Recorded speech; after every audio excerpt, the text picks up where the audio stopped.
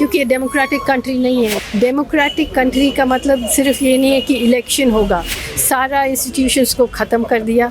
उनका डर है ना कि हम लोग सबको उठा के जेल में डाल रहे हैं, उनका डर है। जितना भी ज़्यादा उठाएंगे उतना ज़्यादा उनका डर बढ़ रहा है। अभी हम प्रेस क्लब में हैं और हमारे साथ राइटर अरुंधति रॉय हैं। मैम, आज प्रेस कॉन्फ्रेंस थी, क्या मोटिव था आज की प्रेस कॉन्फ्रेंस का? यही कि हम चाहते हैं कि प्रोफेसर साईं बाबा जो 5 साल से नागपुर सेंट्रल जेल में हैं, जिनके खिलाफ़ आरोप सिर्फ ये है कि वो एक बैंड ग्रुप का मेंबर है, जिसका पूरा सबूत भी ठीक नहीं है, लेकिन 5 साल से वो जेल में है। वो 90% डिसेबल्ड है, व्हीलचेयर बाउंड है और अब कोविड पॉजिटिव है। तो हम चाहते हैं कि वो और बहुत से जो एक्टिविस्ट, लॉयर्स, उनका भी खुद का lawyer, defence committee, Sai Baba का आधे लोग सब जेल में हैं, उनका रिलीज़ हो जाए। मैम, एक सवाल ये है कि जिस तरह से CAA NRC का आंदोलन था, उसके बाद से किसान आंदोलन आ गया है। एक पैटर्न सेट किया गया है कि जो भी एक्टिविस्ट हैं या जो भी सवाल कर रहा है उसे गिरफ्तार कर लिया जा रहा है, UAPA लगा दिया जा रहा है। एक UAPA एक नई धारणा बन के आई है, किस नज़र से देखते हैं आप इसको? नहीं, इससे पहले भीमा कोरेगांव का, जिसमें सारे लॉयर्स, एक्टिविस्ट को जेल में कर दिया गया।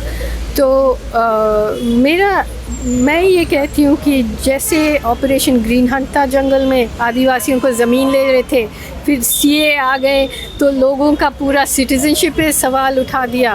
अब पंजाब हरियाणा के किसानों का ज़मीन पर सवाल उठ रहा है। और जो भी वो देखते हैं कि कोई लीडर है या कोई इंटेलेक्चुअल है, कोई जर्नलिस्ट है, जिससे भी फ़र्क पड़ रहा है, उनको उठा के जेल में डाल रहे हैं। तो ये हो कैसे रहा है डेमोक्रेटिक कंट्री में, कैसे हो पा रहा है? क्योंकि ये डेमोक्रेटिक कंट्री नहीं है। जैसे कि मैंने कहा है, सारा इंस्टीट्यूशंस को ख़त्म कर दिया। डेमोक्रेटिक कंट्री का मतलब सिर्फ ये नहीं है कि इलेक्शन होगा।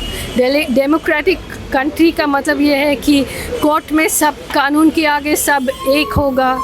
इलेक्शन ऐसा ख़रीदा नहीं जाएगा।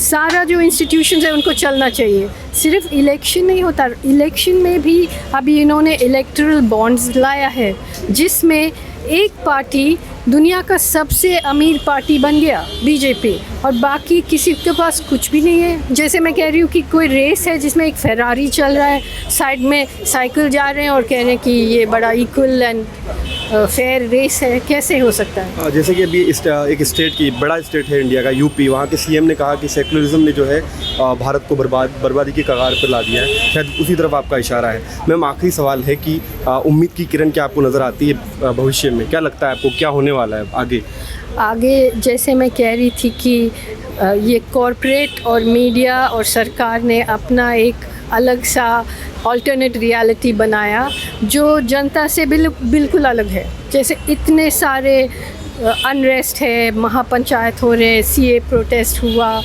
भीमा कोरेगांव का प्रोटेस्ट हुआ, उसका कुछ सुनवाई नहीं है।